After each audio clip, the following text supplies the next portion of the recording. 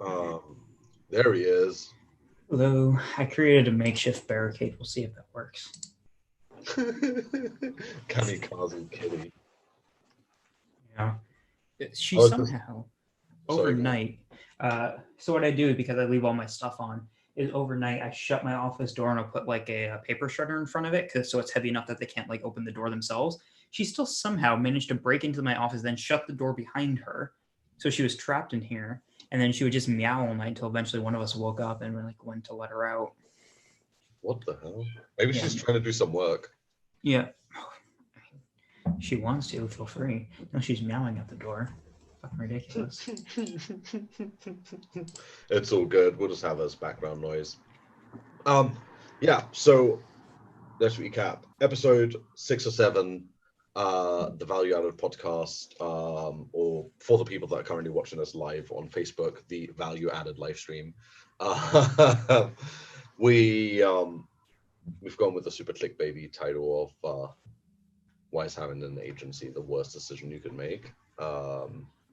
And obviously, there's the irony in that, um, because both Jared and I own agencies, and it's so much fun. Like Sam just commented on the video, it's so much fun.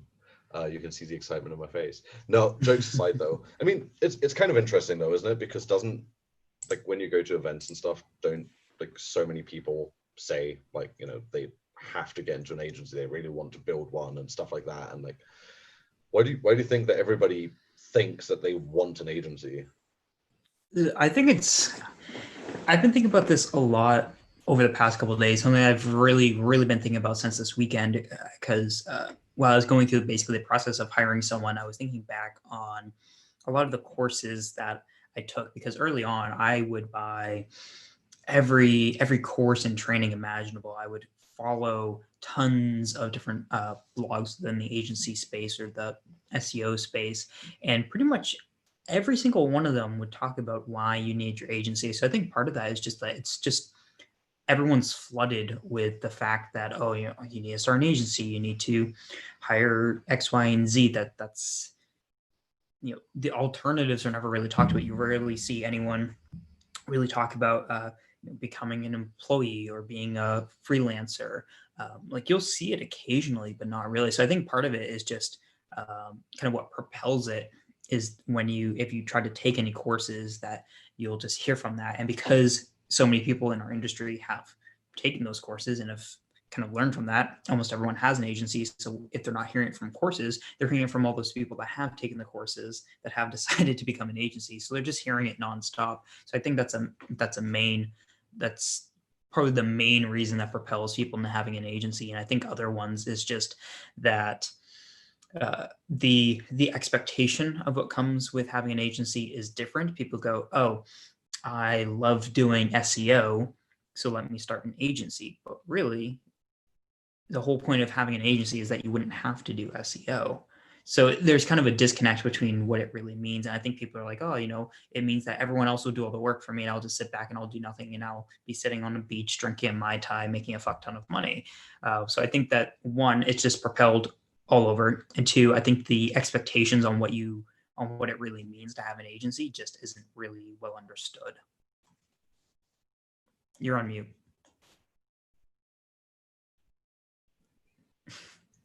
That helps. um I agree.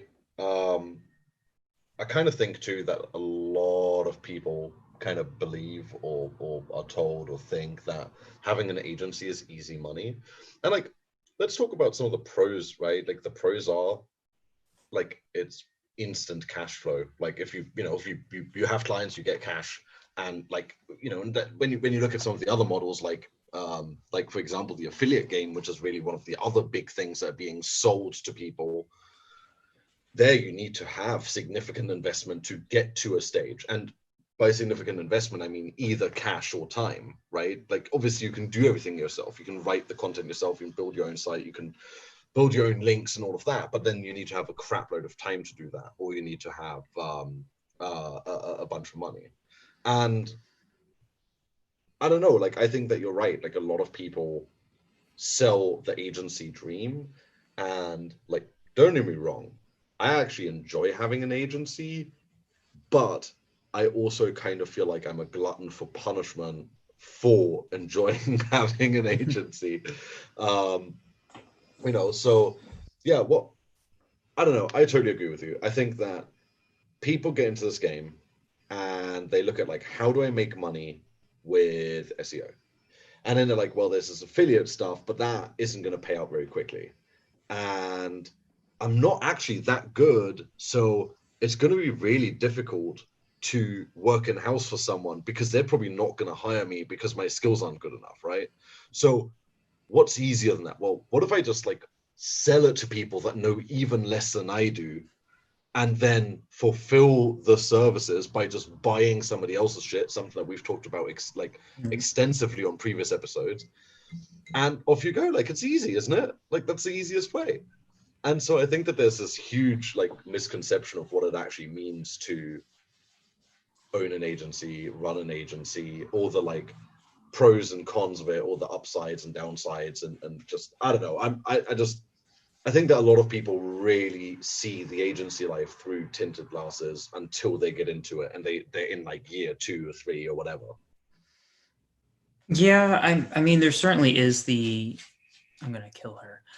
There is certainly the and she got louder, beautiful.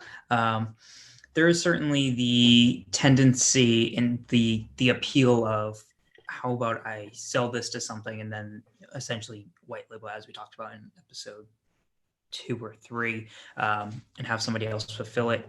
But I think that the one of the kind of big misconceptions with agencies is that the fulfillment side of things is at least midterm and long term the least important thing for you as the agency owner to worry about.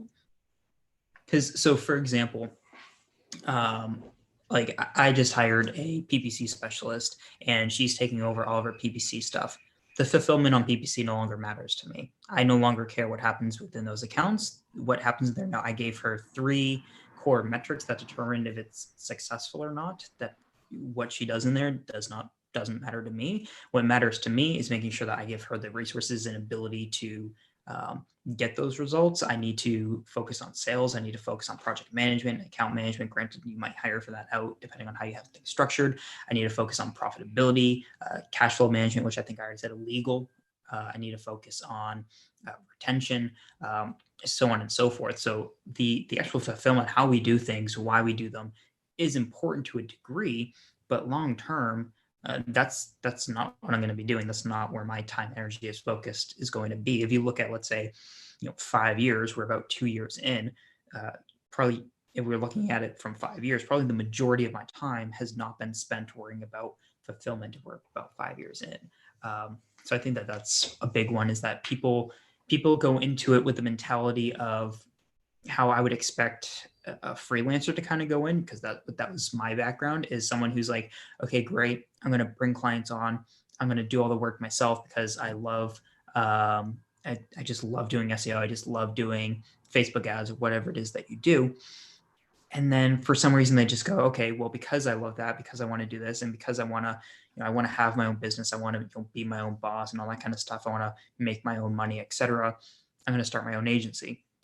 And yeah, there's just a big disconnect. And I think another thing there is the money side of things. And this is something we talked about either last week or the week before, is that, uh, and I say this all the time, I made a lot more money and I worked a lot less when I was freelancing versus being an agency owner. When I was freelancing, I had a lot fewer expenses. I didn't have to worry about nearly as much as I have to worry about now. I just Sure. had to worry about getting in a couple of clients, retaining them, having a little bit of enough of lead generation that if a client leaves, then I can replace them essentially.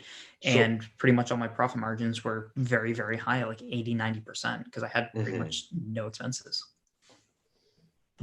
Well, so with all of that taken into account, though, right? Let's like consolidate this down into, obviously the title of this episode is super clickbaity, and obviously it's ironic because you and I are agency owners and because we actually enjoy doing what we're doing, but it comes with a lot more what do you say a lot more risk, a lot more work and stuff, and you know, all of that, than if you were just an employee in like a really well paid position or something like that.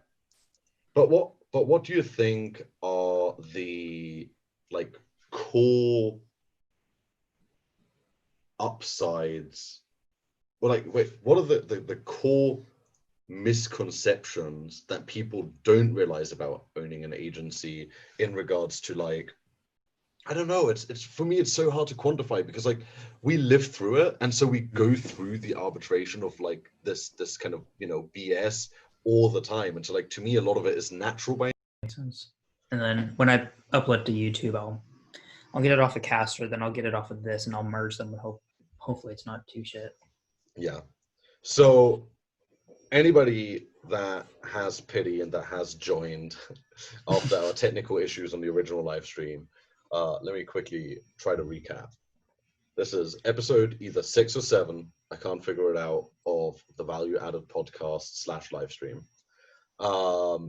Obviously, Jared and myself have been doing this now ever since the exact day that Amazon dropped their commissions in the US.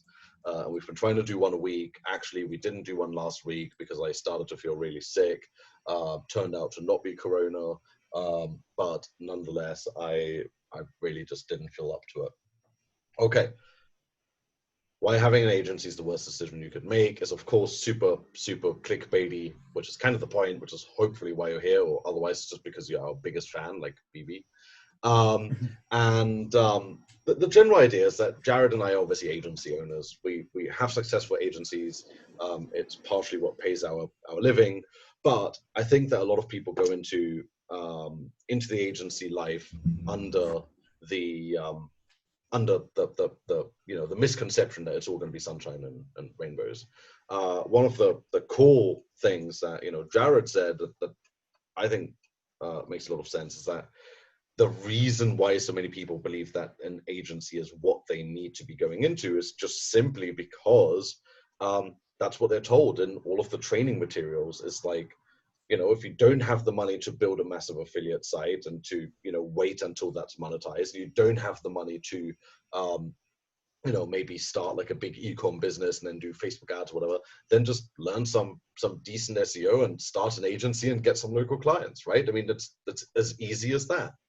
And so basically what we're just discussing is, what are the big misconceptions of, you know, starting a digital marketing agency, and like where are people getting it, you know, wrong, and you know what are the actual plus sides of having an agency, and what are the downsides, etc. I'm just trying to remember where we left off. Yeah, I think we were talking about the unexpected pros and cons of having an agency. I remember that I mentioned that an agency is great if you have a more business mindset rather than just you know, I'm an SEO, I'm a Facebook ads expert, etc. mindset. Because if you have that mindset, I highly recommend freelancing rather than just being an agency. There's nothing wrong with that. So I think that that's where we were talking about the unexpected pros and cons of having an agency. And one of them, kind of to continue with that, if that is left off, is that there is a ramp up time with an agency. A lot of the appeal is that, you know, I'm going to start this, I'm going to get clients, I'm going to create systems and processes, that I'm going to hire people to work off of those systems and processes, and that will remove me from that, and eventually I'll have this this turnkey business, if you will, which in the agency realm is very unlikely. Even the biggest agencies in the world don't have a turnkey process, to be completely honest. Mm-hmm. But anyways, and there's a big lag time between what people are expecting, where I'm going to be able to have $1 million business, and then all this other stuff, where what they don't realize is that there's a very big difference between you making $1 million a year and you having a business that makes $1 million a year, because you have to factor in things like profit margins. So if you look up, So we have, depending on the individual month, we go anywhere from about a 20 to a 30% profit margin, which in the agency realm is fairly decent. You'll hear that a lot are in like the 10 to 20% range, or 10 to 15%, etc. So if you make $1 million a year at 20% profit margin, that's $200,000 between you getting paid if you're, depending on what your tax status is, either if you're a limited liability or company taxed as a sole proprietorship, if you're a single member LLC, or if you have an S-elect, then you're an LLC taxed as a corporation. So how profit is determined is a little bit different, because then your salary is considered an expense. But anyways, if you're taxed as a single member LLC, then that $200,000 is split between what you pay yourself, what you pay in taxes, what you keep in the business, what you're setting aside for various investments, et cetera, et cetera. So it's just a very, very different number. And you need to keep a lot more money in the business, because what happens when you hire somebody to take something over and then you lose two of your biggest clients because and you're totally blindsided by that. Otherwise, if you don't have that, then you go out of business because that happens. Compared to, so there's a lot more kind of a lag period before you have some of those kind of freedoms that people are really looking for, compared to on, what I would always compare things to, like the freelancer side of things, which is that all you really need is enough money in the bank to live off of. Like that's the minimum that you need. So it's a much smaller number because you're the only person you have to pay. You don't need as many clients. You don't have to be as aggressive in terms of like sales and marketing, et cetera. And you can charge people just as much as agencies charge people, and you retain a lot higher percentage of that. So that's kind of a long-winded pro versus con, I guess.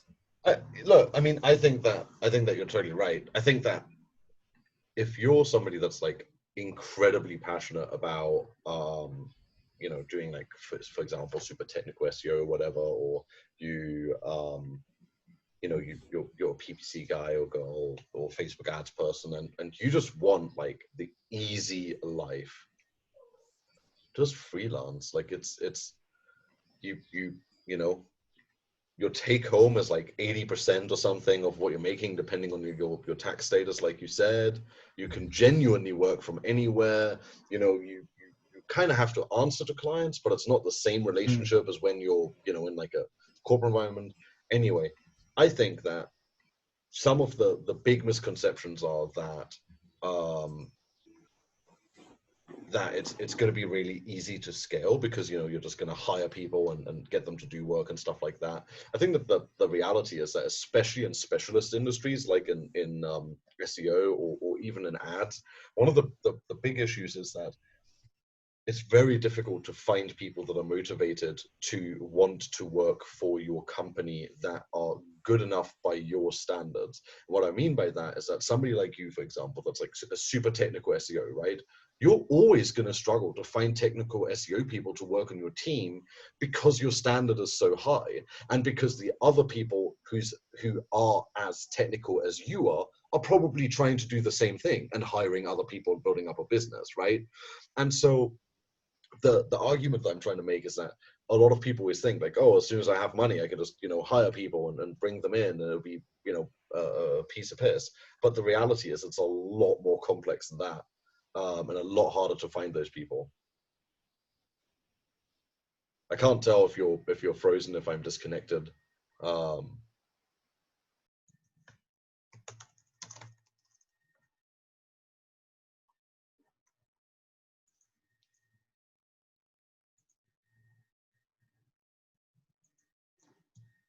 I think I lost Jared. I don't know if you guys can still hear me, but one way or another, I've lost Jared. I hope he will ping back on here in a second. Oh, there he is. Yeah.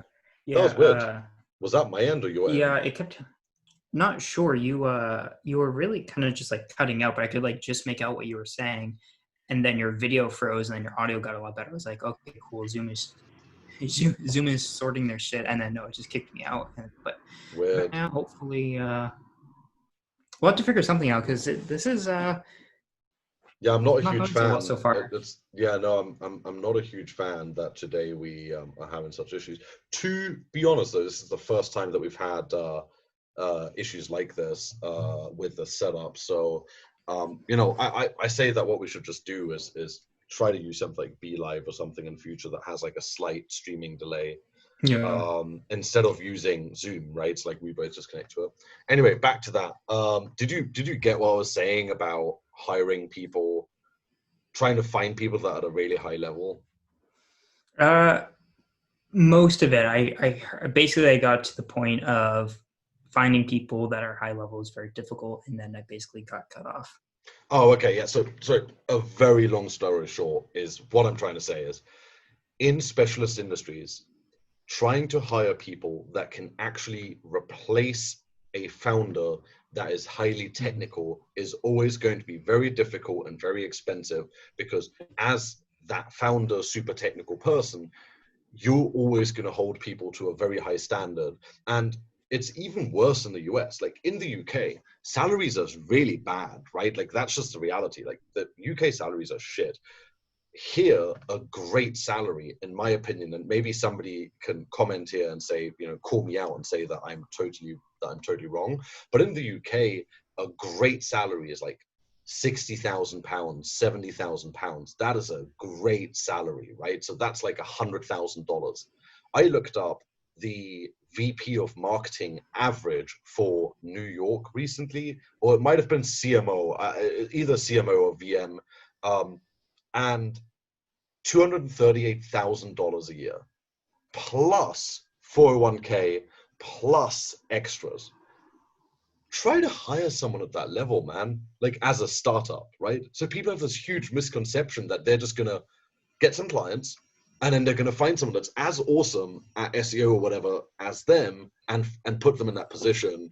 And then they're just going to sit on a beach and I don't know, go on Yeah, holiday. so it makes me really, really excited that you brought that up, because something that I wanted to bring up on a future episode eventually is, for whatever reason this weekend I had a bunch of questions, and I was like, man, do any has this ever been answered? So I looked through like some of the courses I still had and I still have access to, and something that I noticed around hiring is that they never talk about how to hire up, meaning hiring someone that is at your level or above your level. They only ever talk about how to hire down, how to outsource, how to hire VAs, how to hire someone that doesn't have any experience or very limited experience, and then you create trainings and processes and systems, and they train on that. And basically, their ceiling is basically wherever you are. Now they never really talk about how to hire that person that's way more experienced than you, that knows way more than you, that is the expert, and that, because you have to take a very different approach. And I think that kind of goes to it, is that people don't really think about, I'm going to hire that outreach person or whatever, because I'm not very good at outreach. And it's like, okay, well, I can hire someone for $8 an hour that may or may not do a good job. That's going to be super rough. Or if I actually want to hire someone that is truly an expert, well, they're expecting to get paid $40 to $50 an hour. Like, how do you hire someone for that? How do you do that? Like, so for example, like the person I just hired for PPC, she's an A player. She's someone that is above my level, that is now her domain. I have really no say over that. I'm like, my processes and systems out the door. She's not using them. She's going to create her own, and I'm just going to piggyback off of that. Mm-hmm. And I'm paying her about double what I expected to have to pay somebody, but it's totally off my hands. It's just a very different reality. It's like, to be honest, I never really expected to be paying someone that much to kind of do something like that, because the mentality and everything that you always hear is, okay, great, you're going to hire people that are a lower level and you're going to train them up. So I don't Mm-hmm. think people really think about that. It's like, what does it actually cost if you want to bring in somebody that is an A player, that is someone who doesn't have to rely on you to basically improve their skills and knowledge, that is going to be able to be completely independent, that is an expert in their own right, that is someone who is Sure. hungry to do better and do more, be better, etc., and who is also a specialist in a certain area. I think that's, again, you've hit the nail on the head. The reality is, if you want to have a small, hyper local agency doing PPC, SEO, design, link building, whatever it is, right? And all that you want is to get, you know, 20 clients paying you $500 a month or whatever. Do it yourself. get some cheap VAs, right? Just order services. Like you're not probably going to need that mega A player to come in and do all that. But here's the reality: when you start wanting to scale beyond that, and you want to get those, 10, 15, 20K retainers, and these huge projects, you can't show up as the only person that actually has a clue what's going on with, what you're going to bring your $8 VA on the call with the corporation client that has like 3 VPs and a CEO on the call. No, you're not, right? And so that's the thing. I think that's one of the big misconceptions, is that people think that they're going to be able to scale their business in the same model as they start the business out at. And so I don't know, like, to me, what's really, really important is that people understand the difference between being a freelancer, where you make possibly a lot of money and you can pocket a lot of money, but you're not building legacy or net worth, versus building a small, like, hyper local product or service where you can cut corners and you can use cheap labor and you can kind of hacker man that stuff together, versus going for that legacy play, building something that's big and meaningful, and that's going to cost a crap load of money, and it's going to take you a lot of time to achieve.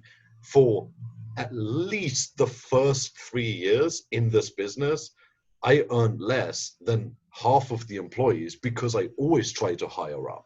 I always try to hire people that were better than me, right? Because how is the business going to grow if I'm the smartest person in it? Or you Like, become the bottleneck. exactly. And this is kind of the thing that people always say. People are like, I don't know if you've come across this comment of like, oh, you should always be the smartest guy in the room. Fuck that. I want to be the dumbest guy in the room so I can learn all the nuggets. You know what I mean? Like, what's the point of being the smartest guy in the room?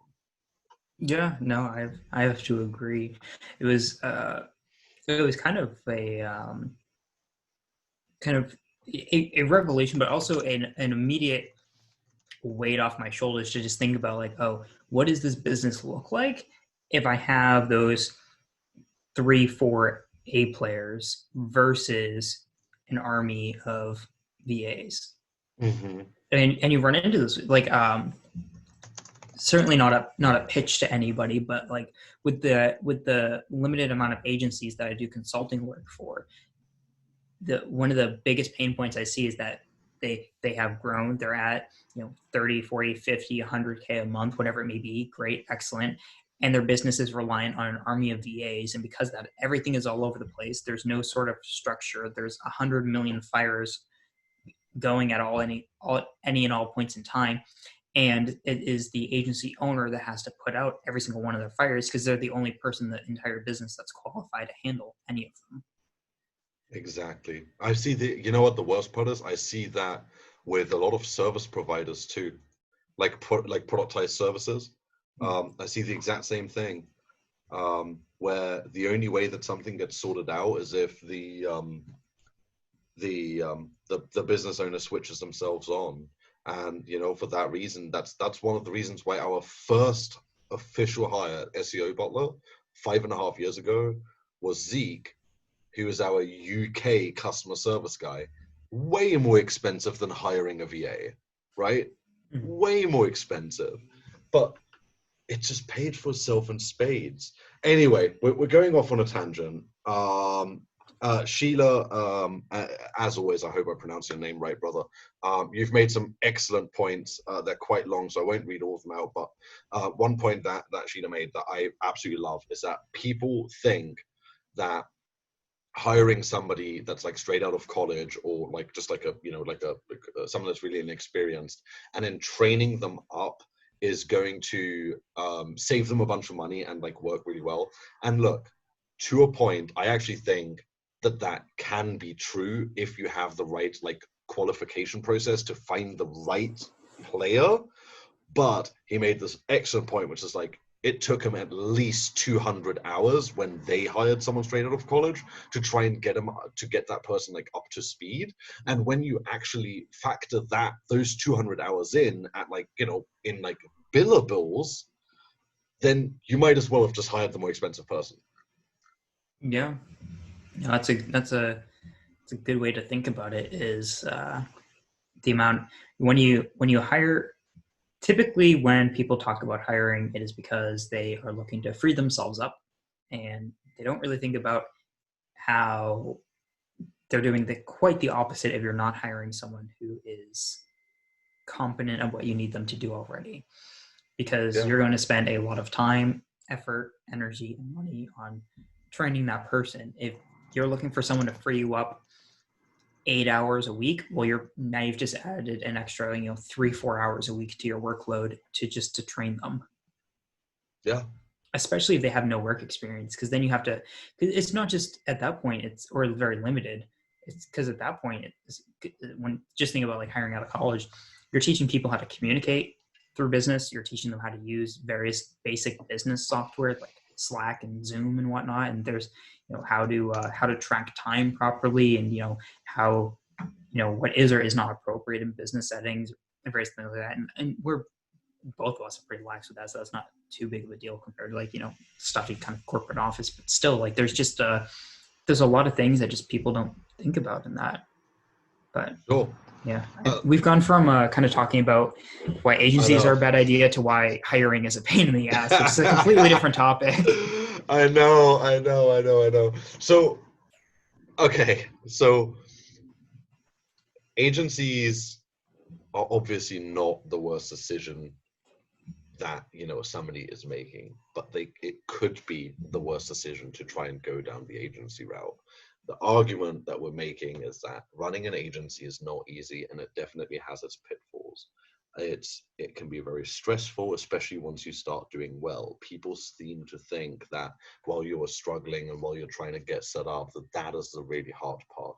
That's not true. The hard part is once you have a big successful agency and you are at that 100, 200, 300, 500k a month level, that's where the real stress comes in, because that's when you starting to deal with the bigger problems, right? The bigger the business, the bigger the problems.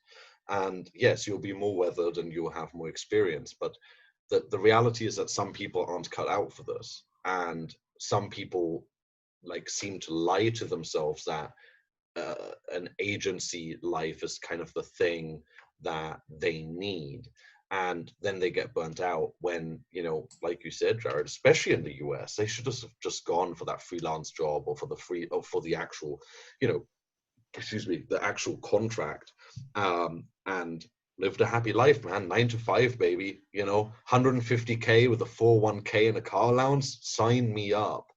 Like, let's be honest though, right? They're going to be so much happier. um I have to go back on something for like 1 nanosecond. So I said Sheila earlier, and then I'm 99% sure that Sheila commented saying that it's pronounced Skylar. Now let me just explain something to you, my friend. That is a German AF name, and SCH is so pronounced sh. So I'm like mind blown right now. Anyway, so Skylar, the problem is that most businesses don't actually follow a model either, like Fortune 500 companies. Employment expense never goes over 35%. When they gain revenue and drop to 30%, they add another employee to get back up to 35%. Agencies don't follow a model. They're just like YOLO. Look, brother, you're not wrong. You're not wrong. BB, you need to know your why. Amen. Preach that. Great book by Simon Sinek on the topic as well. What would you say, like, now that we've bashed the agency life and bashed hiring, the shit out of hiring, what are some of the nice things about having an agency? Well, kind of talking about one of the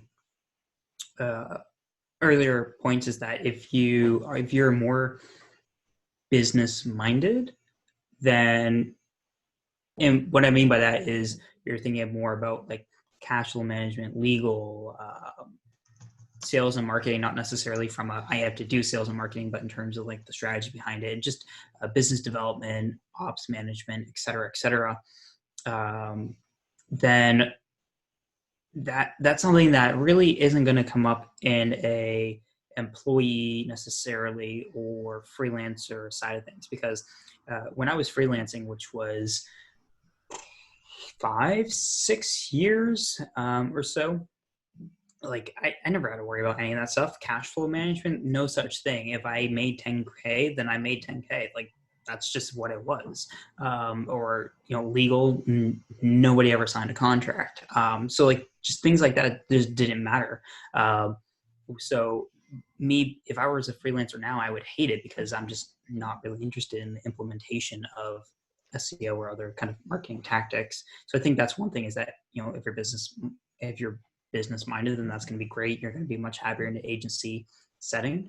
Another thing I would say is that you do get to the level where you start to free yourself up, and there are things that you can do without having to worry about sales and fulfillment. So for example, like I have agencies that I've hired that help me with the marketing for my business. I have people who I've hired that have helped me for the fulfillment. So like today, what have I done today? I've read some emails. I've been working with the new person that I'm in the process of onboarding as an employee to get her kind of set up. And now I'm doing this. And then once I'm done, I'm going to go check some emails. And then, today's been a pretty relaxed day, so I'll probably play some Xbox. like that, Right. there are some pros of that. Like not every day is like that. Some days are, wake up at 9, put out fires until 10 p.m. and then go to bed, wake up and do it the next morning. But, there are some perks like that. Other side of things is that what the agency does for me is it creates cash flow for me to worry about my other business investments and the other things that I want to do. It makes it so I can do a podcast like this without worrying about, being able to afford paying rent or things like that. It allows me to invest in affiliate sites, to start JV partnerships while knowing what I'm doing on the agency side of things. It's still working. Yes, I'm still involved in it. It's not something that I can just ignore for months on end and everything be fine. But it is something where I have to put in a lot less time, effort, and energy compared to if I was doing all the implementation myself.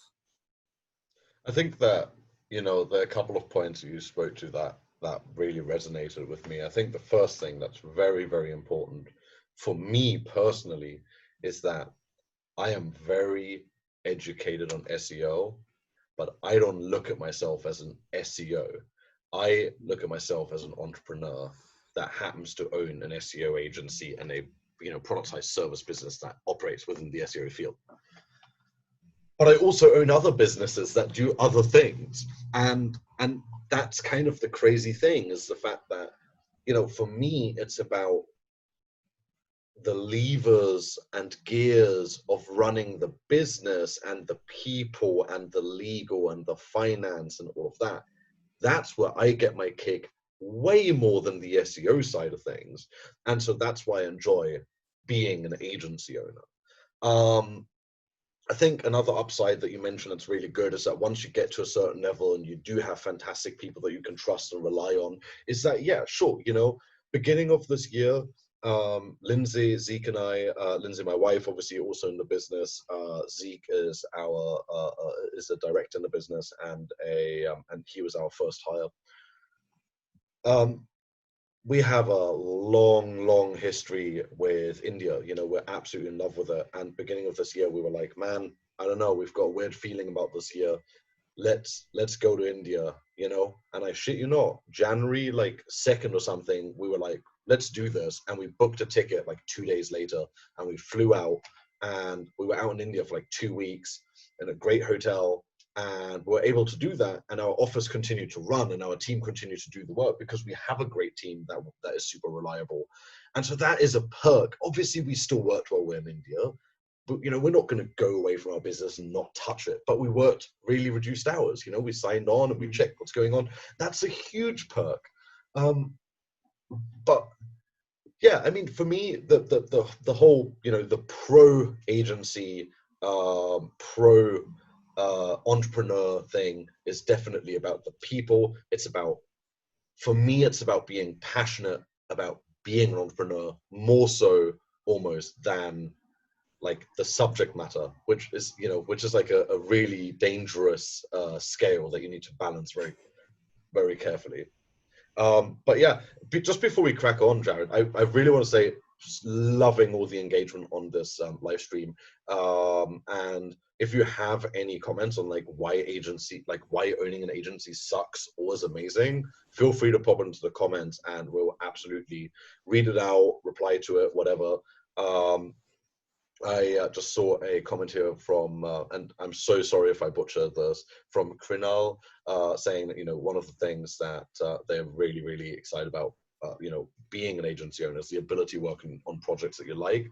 I will say there that my argument there is that, yes, you can once you've reached a level. Because let's be honest, when you're starting out your SEO agency, man, you're taking anything that pays, right?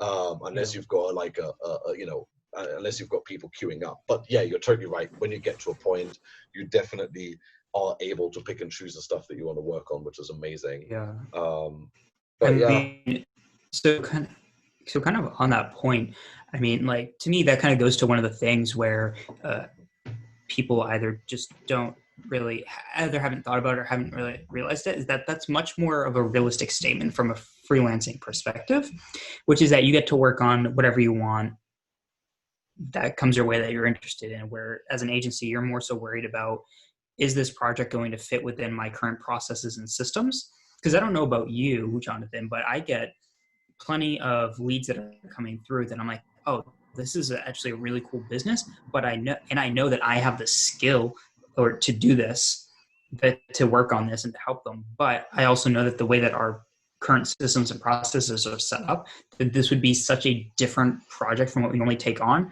that it's just not worth our time. Even if they were to be a $5,000 to $10,000 a month, it would just take too much of my personal time and energy, that even though this would be a really cool project to work on, and as a freelancer, I would totally do that because I only need a couple projects at a time.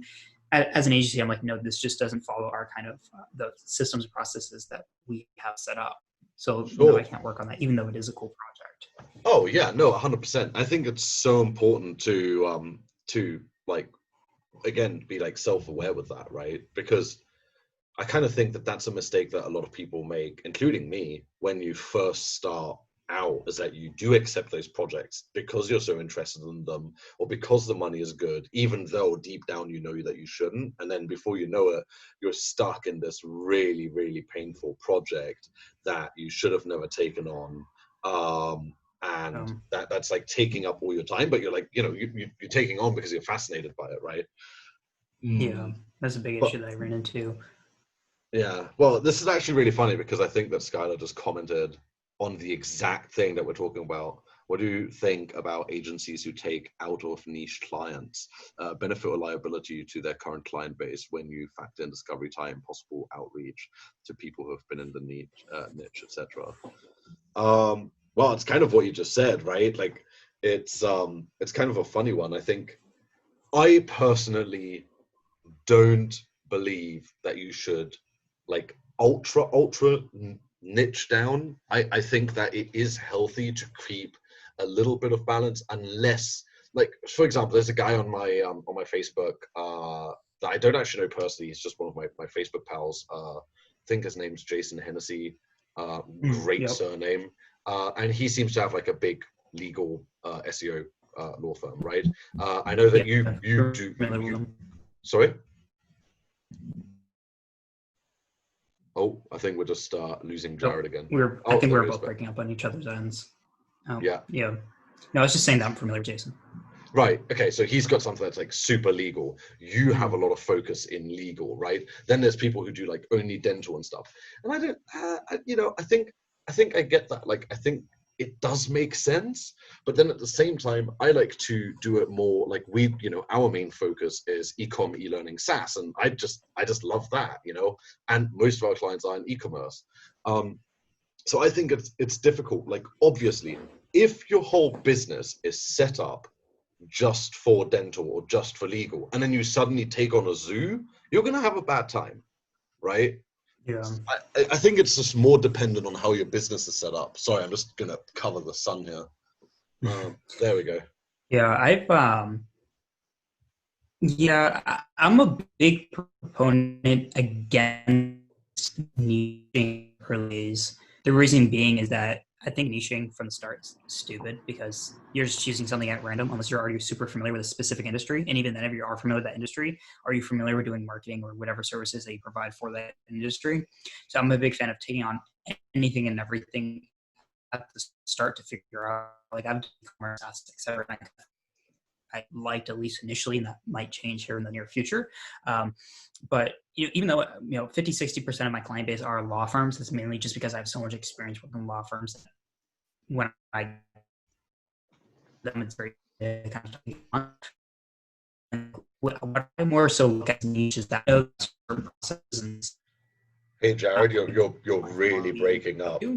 So I just more so, instead of having like, I always say work with like service-based businesses, but I'm more so focused on, well, when something comes our way, does that fit in within our current processes and systems? If so, we can take that on. If not, no. There are various law firms that come to me that I know aren't a good fit, even though we might be able to help them. They just don't fit our processes and systems because of what they might have going on within their own firms. Maybe they're focused on something that we're just not set up to work with, or they need a certain approach that we just don't want to provide because it's just too outside of the realm of what we normally do. But yeah, I would say I have a different approach to niche than most, which is that Sure. Everybody has a niche, and it's more so than just the service in the industry. It's the budget, it's the time, it's the how you qualify clients, what you expect for them, etc. So I think niche is a lot more complicated than that. But yeah, I don't have kind of going back to what Skylar originally said. I don't have necessarily a problem with people working outside their main client base if they do it, because if they go in with the intention of getting results and not just, oh, here's a client that's going to pay me a ton, so why don't I take them on? Because they're like, hey, I have 20K a month. And like, it's just, yeah. So I think in the ideal world, people are only taking on clients that they know that they can get results for, even if it takes them more time because of that. I mean, a lot of people don't niche. From my experience, clients don't really care if you niche or not. They don't expect it either. I've honestly had more people tell me that they don't care about people that are niche than they have told me that they really care that people are niche. But that could also just be because that we don't only work with like one specific industry. But kind Yeah, of no. yeah. I get it. Totally get So it. we've Sorry. been live for about 50 minutes. So I want to just make sure that we kind of get through the comments here. I'm looking. Let me look at. We A have couple one here here. from Yeah, go for Victoria it. saying that how many clients does your agency take on at a time? That's actually a brilliant question, and it's I don't know about you, Jared, but our agency, we will speak with most after they have like we get a lot of our leads based on a partner model, right? So we have like partners that pre-qualify the leads for us, and then we only speak to them after they've been pre-qualified, and then we go through like another qualification process.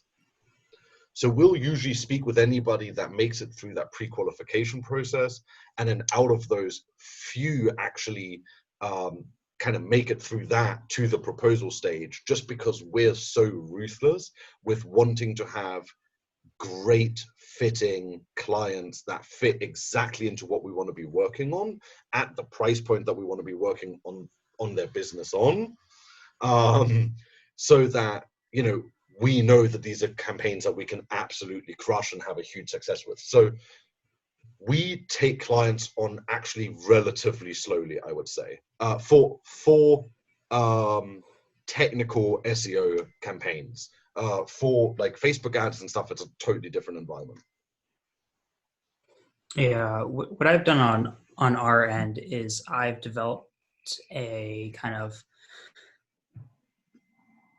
I want to say arbitrary, but I feel like that's the word, that's a wrong use of words here. But I've developed a kind of a system, if you will, that's a work in progress. It's essentially a point system where every client that comes in gets points assigned to them based on basically how much of a pain in the ass they are, to be honest. And the more time and effort that they're going to take, the higher points that are allocated to them. And then I have an estimated max number of points that we can take on. So it tends to be about 20 to 25 accounts that we can handle at once. And that's including all the projects that we work on. So like the affiliate projects that we work on are in that as well, like regular consulting clients that I have, because that takes up my time, which means I can spend less time in agency. That's attributed within those points as well. And then those points get adjusted. So for example, a lot of my time is like something that I'm currently hiring for right now is like a content manager for the SEO side of things. So once I have that person, the amount of points that get allocated to SEO projects is going to lower because it's going to take a lot less of my time and energy, and they're not overly expensive where it's like, oh no, that is this like massive thing that I need to juggle. So I'll be able to take on essentially one more SEO client, because the amount of time I'll save just by hiring that one person will give me enough time to basically take on like one more SEO project. And so basically I kind of work off of that and I look at that. And then whenever we're kind of close to max, what I do is if I become a lot more strict in what we're looking for, because we simply just don't need the work. But if something that does come around that's a perfect fit and that has budget, then that's great. So someone that I would normally be like, okay, great, I'm willing to work with people that are minimum of $2,000 a month. Well, we're pretty maxed out. So if you have a minimum of 5, then we'll start talking, because we know that, okay, I have extra time and resources that I can allocate to this. Like, no, I don't have to play Xbox today and spend a couple of extra hours like working to fulfill this for the next 2-3 months. And then eventually a client will leave, or maybe we'll just have enough clients at a higher budget that I'll go to my lower end clients and be like, hey, 3 months from now, what we have to charge you is going to increase, or, we're more than willing to find an alternative for you if we're just not a good fit for you anymore. So I kind of work off of that point system, which kind of keeps me, which helps me be in balance, because I have a tendency to just take on as much work as possible. Because if I'm like, oh man, like I had a free afternoon on this one Tuesday of the entire month, well, then that tells me, great, I can take on a bunch more work. And that's just not the reality. It's just that I had one lax day and I'm like, okay, great, I can take on more. So that point system is really helping kind of just rein things in. Sure. I think that the one thing that you said there that's really, really, really important, that a lot of people are shit scared to do, is if you want to make more money and your roster is full, then you've got to ask for more money. It's as simple as that. And you can't do it with every client. But if a client's doing really well and there's scope for you to do a crap load more, then figure out how to ask them for more money. And now this isn't going to work if they are, a one-man chiropractor who's getting, 10 leads a month from your lead gen site that you're working with them on it. But if you're helping an e-com business going from, 100K to 1 million or whatever, then yeah, you can ask them for more money. It's as simple as that. And Skylar just said, yeah, and you have to be okay with shedding them if it's not a good fit. 100%. You just don't be like, one of the things that's so scary about it is really just like, as an entrepreneur, being scared of like losing business. Like, none of us like doing it, but once you start looking at as losing, $1,000 a month client to make room for a $5,000 a month client, you suddenly change your whole mentality, right? And I know that BB is amazing at this. To pitch more. Sorry? I was just gonna say you have to be comfortable at being willing to pitch more and higher amounts. Well, that's a whole episode we've got planned, right? Pitching like high-end gigs. I know that BB is amazing at this. So BB is, of course, our #1 fan, and also an amazing outreach link builder. And when she realized that her roster was filling up really quickly, she just doubled her fucking pricing. She was like, it was X now, and now it's Y. And like, but that's the right thing to do. And not enough people do it, and it's so infuriating. Do you want to see if there's any more comments that you want to get to before we call it? Yeah, sure. So I have some on the other streams I have open, and then I basically went back to the top of yours and I found some that I don't think we necessarily talked about. So I'll just like quick fire them and we can kind of jump in whenever. So I'm not even gonna try to pronounce your name. I'm super sorry, but I'm just gonna botch it. So I'll save you the me destroying your name there. So what do you guys recommend for a beginner with less capital, so let's say $500? So I think this kind of goes back to when we were talking about how it's quite expensive to start and run an agency, either in time or money. I would say if you don't have capital, freelance. If I could go back when I was freelancing, I spent way more money than I really should have on a bunch of stuff that I didn't need. If I were to go back and kind of do my transition from freelancer to agency, I would have saved up a lot more capital to start my agency with a lot more, to be able to afford various tools that I knew would save me a lot of time, to be able to afford various people right away, and various marketing expenses and whatnot, because it's going to give you a massive jump start. But again, you're also taking a lot more risk if you're taking a lot more capital. But I would say if you're like, hey, $500 to get a business going, freelance, because it takes $0.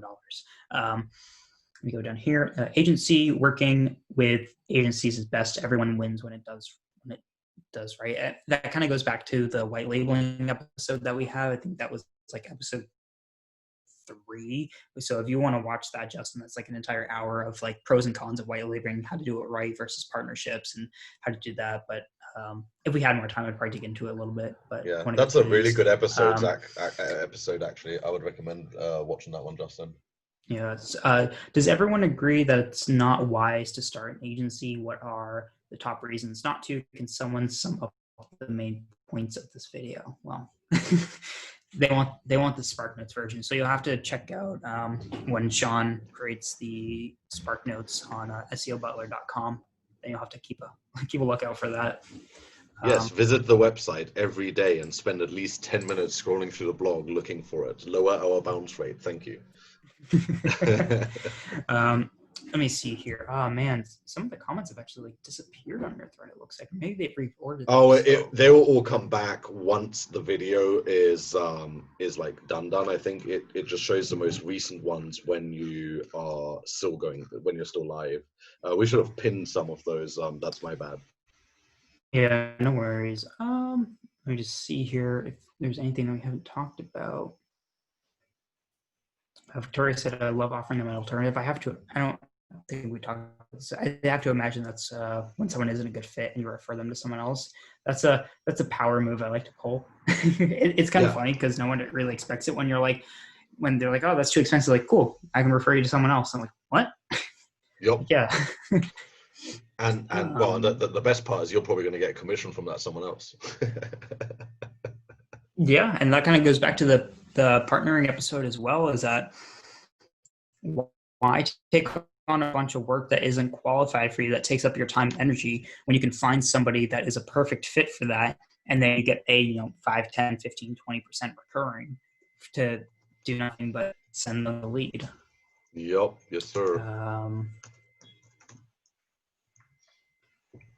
And also, I just want to interject. I'm really sorry for the quality issues on the stream that we've been having today.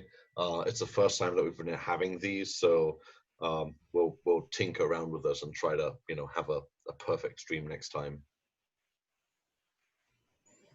Yeah. So something that BB mentioned, that I think you also mentioned as well, Jonathan, but I don't think we dug into it this way, is that BB said that I don't niche down. It's more about the client mindset. And that, before I think about anything, that's the number one thing I think about when taking on clients is, do they have the proper mindset to be a good client? So, and you don't always get that beforehand, but that is more so important than niche in my mind, because I mean, you can find a great client, everything that seems great. Like I had a client who was a 5-figure a month client. Pretty much every single month they like doubled their budget, which is like incredible, right? They were the biggest pain in the ass that regardless of how much they paid me, I would never work with them again. They just took up every second that I had of my life. Right. Too many agencies take on anyone, everything from Victoria. I think that kind of goes down to a lack of lead generation. I think because the number one question I always get asked whenever I put something out, like, hey, what are your people's questions, or what can I answer for you? Everyone's number one thing is always, how do you get clients? So I think that the reason why any people take on so much work that isn't qualified, that has low budgets, or that isn't any sort of like rhyme or reason to it, is just because they don't know where their next client is going to come from, which Cool. kind of goes back to the point where like if you have the skills, freelance, get a decent client base, get enough lead generation, and then transition into that agency when you already have that kind of lead model. Unless again you want to start with capital and you want to put a lot of time into sales, etc. But if you don't know where your next lead is coming from, you're going to be way too desperate, and you're going to come off as very desperate to clients as well. Oh, for sure, yeah. And I think we'll probably have an episode at some point on sales in general. I know we're going to have one on sales at like a really high level, and then we're going to have one. We're probably going to have some other ones. Yeah. This is actually I don't think we mentioned about this, but Crenal, again, I'm super sorry if I pronounce your name incorrect is the word. Certain agency added PPC in months, and before I knew we were a full service agency. The moment you recommend something, clients want you to take care of it, branding, UI, etc.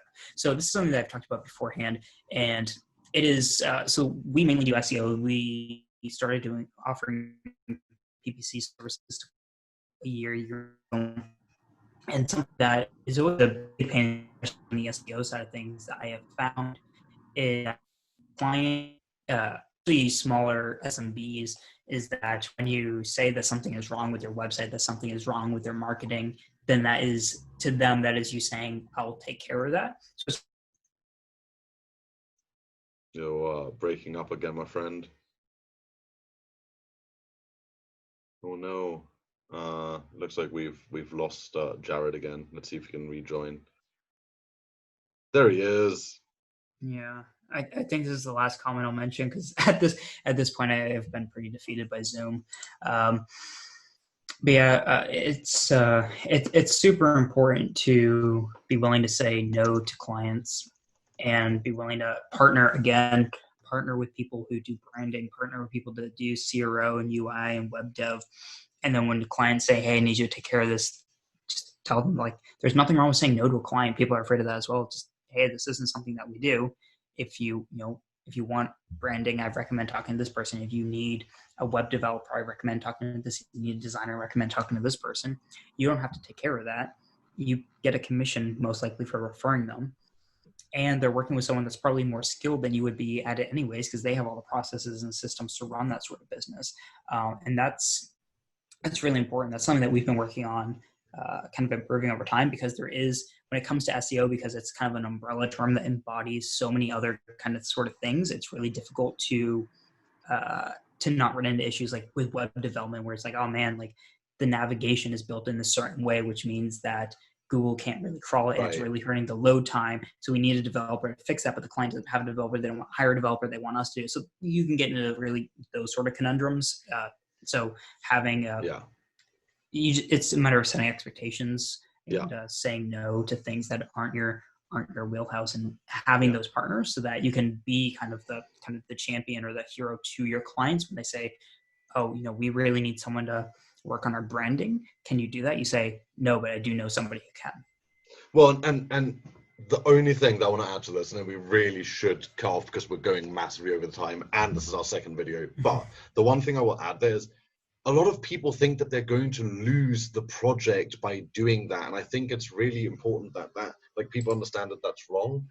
As an agency or as a freelancer or as a consultant, if one of your existing clients, as an SEO, PPC, whatever, they suddenly turn around, they say, look, we need a website dev, a designer, whatever.